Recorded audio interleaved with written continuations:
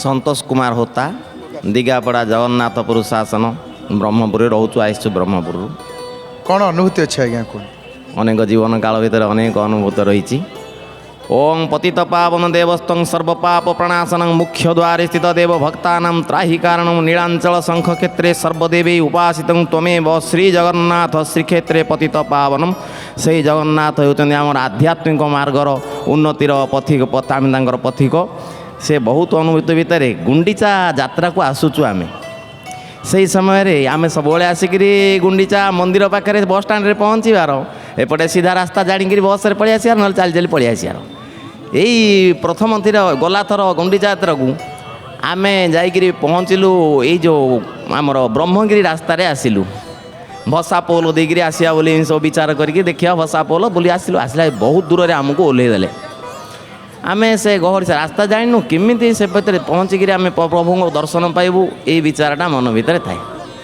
भावु भावु भाव समस्त मन में गोटे चिंता आसला केमी आम जा कोपटे जा प्राय सेपटे चाली लोक बेसी कम तथापि एमती भावु भावु हठात जड़े गोटे दही क्षीर आने को धरती गोटे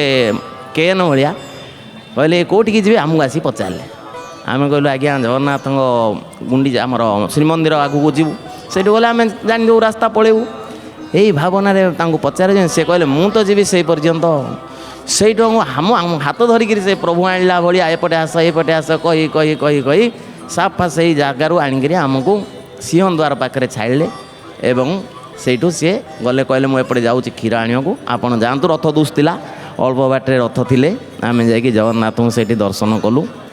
दर्शन कर सुविधार प्रभुंर दर्शन पाइलु एवं मंदिर भीतर दर्शन कलु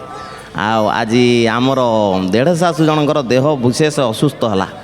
एपरिक सी बेड्रु उठिक चलिकी जापारे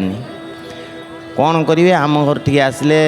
दनई ब्रह्मपुर ग्राम से आसिक ब्रह्मपुर रहिले कि चिकित्सा पत्र कलु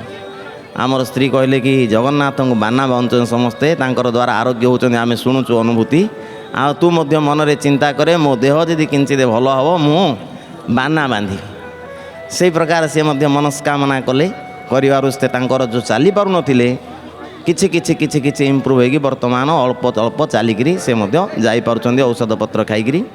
तेणुक आम भाविलु जाऊँ से बाना बंधा कामटा रही जाता आज आसु बाना बांधिकी प्रभुंर आशीर्वाद ग्रहण करी फेरस्त हो बोली विचार करके जय जगन्नाथ टीवी देखती जय जगन्नाथ टीवी हूँ आमर आध्यात्मिक मार्गर उन्नतिर प्रथम सोपान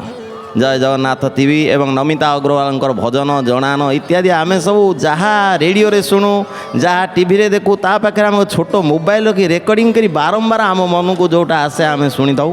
शुणिकी से प्रभुंर अनुप्राणित होकर आज पर्यंत आम आसीचु सी तो नीलाद्रौ मध्य जतदल कमले रत्न सिंहासनस्थ सर्वा अलंकार युक्त नवघन रुचिर संयुक्त चाग्रजेन भद्राया वाम भागे रथचरणयुत ब्रह्म रुद्रेन्द्र वंद्यं वेदानां सारमीशं स्वजन परिवृत दारु ब्रह्म स्मरा यही ध्यान बहुत बहुत धन्यवाद देवी आपको आज्ञा जय जगन्नाथ टीवी तरफ जय जगन्नाथ शुणुले अनुभूति भावर ठाकुरंकर भावर अनुभूति भावर कथा